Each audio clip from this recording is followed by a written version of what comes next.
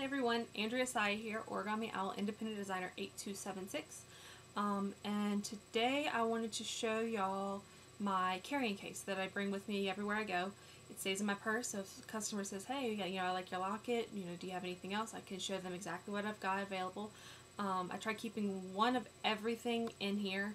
Don't always have one of everything. In fact, today I actually had just sold a few things last week, so I don't have quite everything. I have a few things filling those spaces though, so that you can get an idea. So what I've got, I initially wanted to call it the Porta Party.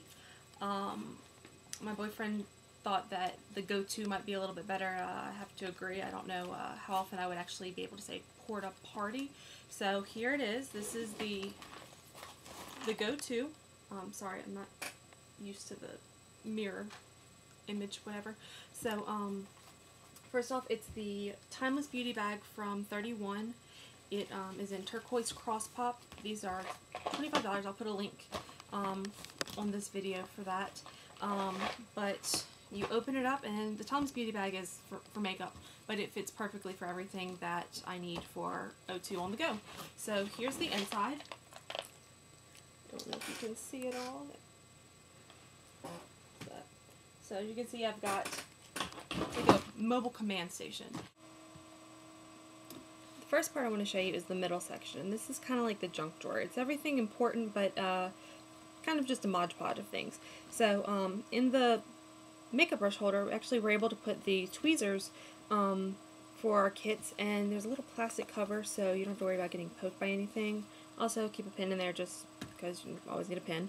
I've also got some business cards, which they don't really need to be in here because I always have them in my purse, in my pocket, in my rearview mirror, my visor. I've got a magnifier that has a little light in it so that, if you're in an area that's not well lit, and you can just get a nice little view of the charms.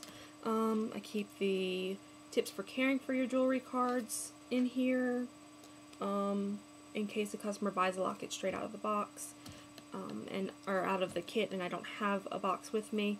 That being said, I also keep little baggies with me so that if somebody buys just a charm off of me, I can give them that and they don't have to worry about losing it.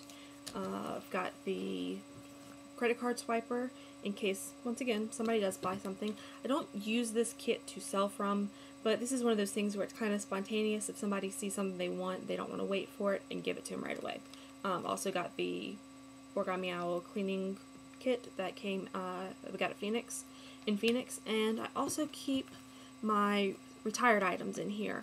I don't normally put them on display, but when I talk to customers, if they tell me something and it makes me think of a charm that we no longer carry, I like to show it to them just to give them that option. So that is the middle section. Alright, now I want to show you my chains. I keep them in this cute little case. There's 6 compartments in here, and it holds one of every charm, every chain perfectly. So I've got, at the bottom, I keep the Rolo chains, the custom Rolo chains. I keep a silver and a gold. Don't have a gold right now, so I have a silver just holding its place for you. Then I have the 32-inch large oval link chain in here. By itself, it takes up a lot of space. Also, then I have a spot for all the silver, a spot for all the gold, spot for black, brown, and tag collection, and then rose gold. So I keep one of each chain is in here, and got the the extenders, and then underneath you can see the small oval link. So they all fit nicely in here. This case came in a 4-pack of cases from Joann. It looks like this. It was, I want to say $5.99. Joann always has coupons for 40% off a single item that's not on sale, so you can either wait to get it on sale, or $5.99. It's got 4 in here. Get together with some designer friends, you can all share them. There's a few other things that you'll be able to split costs with that I'll get to. So you could do that, or, well, okay, let me point out, this one has like rounded edges, and that works really well with the chains that are, I keep them in the bags because I like just to have a little extra shine. I don't want them to dull. So when I have them in the bags, it helps for some reason with the way that they lay. The curve actually makes it easier for them to lay. I don't know why. It could just all be in my head, but it works for me. So I have that, but I also found this at Hobby Lobby, and it is the exact same case except it is square. It doesn't have the rounded edges.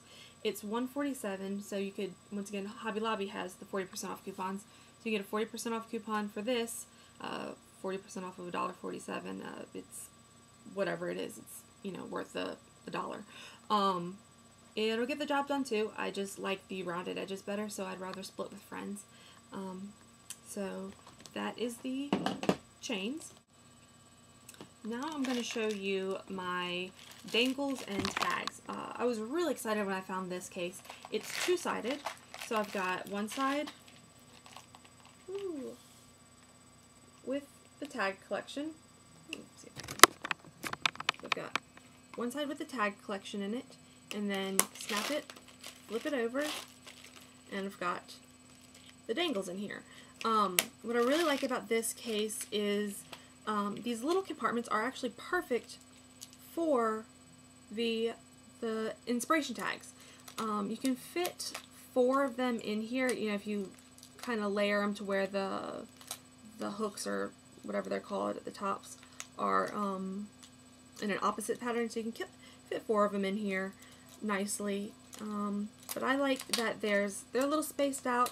I have room for the accent tags, you know, the crystal elements have a section, the letters. I don't keep all of the letters in stock. That's one thing that I don't, because you never know who's going to want one, but I do keep one of each letter style, just like what came with our kit, so that people can get an idea. I always like to have that, because it makes a difference instead of looking at a picture. So that is the tagged collection. I love how perfectly it fits in there. Then flip it over, and we've got our dangles. I feel like this case was made for us, because how perfect. The tags have their own little spots, and then it's like they knew that we had the dangles that are big and don't fit in anything. So the big crystals, the keys and everything can go down here. And then I'm running low on dangles also. I had a customer the other day who pretty much bought out everything that I needed. So anyway, normally what I would do is keep all the colored pearls over here, all of the crystals over here, and then the miscellaneous stuff in here. But I just kind of filled it to give y'all an idea of how it would look full with some duplicates and stuff. But that is the dangle side. This case, like I said, I absolutely love it. I found it at Joann Fabrics. It was $3.99, but it was in like this dollar bin Mod Podge area where I keep saying Mod Podge, where it didn't really have its own place, didn't have a price sticker. I found 3 of them, and I asked the lady working nearby, she had a scan gun, to check the stock for me. She said there was 5 more. Found 1 more digging, and it was broken. So I can't guarantee that your Joann will have them, but I did find them on createforless.com, so I'll post a link for that. It costs a little bit less. Didn't have a coupon, but it's one of the items from Create for Less that you can buy in bulk and save. So, you know, add that with your other little case and save a few dollars when you make these with friends. So that is that. Now for my pride and joy, my 8" by 4" by 1" case that holds all of my lockets, plates, and charms. One easy little case does it all. Keep it in my purse and shake it around. Charms don't move, they stay in place. Lockets are safe. Everything is there. It's got these little hinges on it that unlock. I like that because I feel a little safer. They have a similar case to this that doesn't have those locks. It's just the little flips like on the dangles and the chains. But because of how much this little case is worth, you know, how much $250 plus $20, you know, it adds up. And so I wouldn't want that to accidentally open. It's got a harder chance of accidentally opening this way, which is also why I put the charms on the bottom, because if by some freak of nature incident these unlocked, this flipped open, and it wasn't in there, I'd rather lose a locket or 2 than have those charms go all over the floor. I don't know if you've ever had that happen. It's detrimental. It's not a good thing. So anyway, first off, I'll just show you the lockets and plates. I keep the lockets, or I keep the plates in the lockets. That way customers can see the different styles, you know, the different ways you can combine the colors and sizes. I guess it's kind of like, what's the word? When you stage a house, you know, you put things in there so that they can get an idea for it and they can picture their stuff in there. So that's why I put some of my extra charms in there, but I really wanted to be able to show customers it's okay to mix the black and the silver. You know, your rose gold locket can have a silver plate in the back of it. It doesn't have to be a rose gold plate. The most common thing I get is people with silver lockets wanting silver plates, and just kind of looks drab. Not always. I don't want to knock every locket, but sometimes it's drab, and it's because people are afraid to step out. So when you have these for them already, you know, and they see it, they can think they thought it on their own, I guess you could say. So that's where I keep the plates, and also that way I don't have to pull out a whole stack of them and show them individually and you know, risk people touching all over them. They're safe, they're secure in the locket, and don't have to worry about them. So then we have the lockets themselves. I keep one of each in here. I used to keep them with these little, the little baggies that came with our chains. I used to snip the zipper part off of those and put them in there just to protect the glass from getting scratched. I haven't really noticed a problem without it, and it saves a little time and looks a little nicer without it. So I just stopped doing that for the ease of use. But that's that, and then so you flip it over and you've got all of the charms. I tried my best to have one of everything in here to show you. I always like to have one of everything in stock, just so customers can see it all.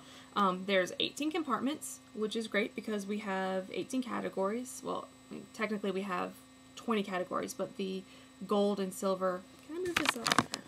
Okay. There we go. Okay, I didn't know if there was a glare for y'all. But the gold and silver are letters and numbers. I didn't feel like we needed to have two sections for that. I think people can tell when something is gold, how it's going to look if it's silver also. So, as you can see, I have a gold L, S, and U. It's because I live right outside Baton Rouge. I graduated from LSU 2 months ago, and I know that those letters are going to be popular in gold, so I wanted to have those in case somebody wanted them. But people will get the idea. You don't have to have every single letter in every single color.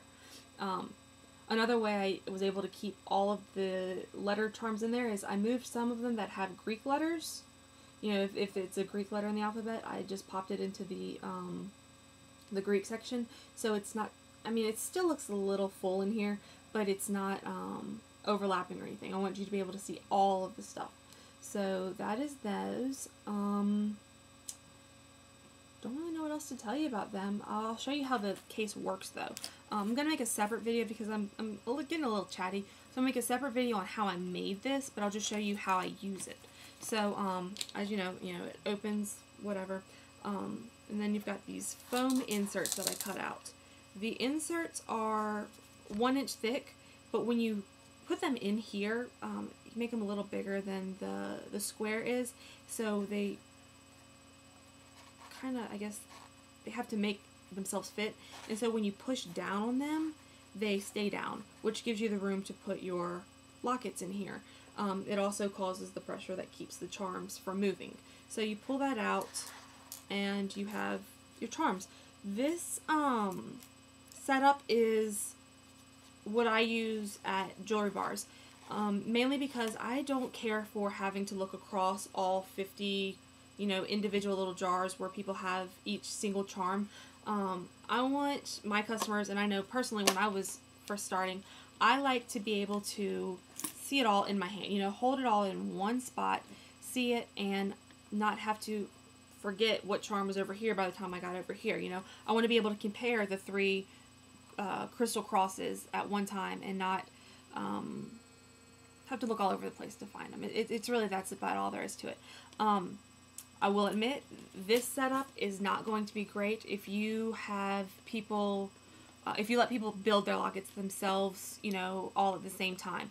I had tried that a few times. I ended up having to do inventory every single night, searching through each little tray that I had. With this is great for inventory, actually, because you say, it's there, it's there, it's there, it's there, it's there, you're done. But anyway, I use this at jewelry bars, and it's still successful because the way I do it is I let customers take their catalogs, look through them, see what they like, and then I tell them, you know, when you think you figured out what you want, come see me. We can put it together so you can see what it'll look like before you order, and you can make any changes that you see you're not going to like, or that aren't going to work for you before you order, you know. And that's why I keep one of everything, is because it's not so people can take it every single time. It's not a make and take. I can't afford that yet. I'm getting there. But it is, I want people to see what they're getting, because I've had it before where people have made their lockets thinking that they're going to love it, and then they just have a dull smile on their face. You can just kind of tell that they're not in love with it, and I want to make sure that my customers are in love with it. I want to make sure they're wearing it every chance they get, telling every single person they know about it, telling them what their charms mean. And so if they're not smiling, glowing like it's, you know, a wedding dress or whatever, then my job's not done. And so that's why I like having everything in here, so that we can experiment and mess around with things and see what they really fall in love with. So that's why this works for me, is because I like building them one-on-one. You know, they choose what they want first, and then, or, you know, I talk to them as they're going, but once they have finalized what they want, that's when I put it together and show them what it's going to look like before they order. I don't have everybody digging at one time, all fighting over the vintage silver cross. So this works for me. But if you do it to where everybody's building at the same time, this may not work for you, I'll be honest, because the charms are facing down. You know, when you pull the foam out, the charms are facing down so that you can see them.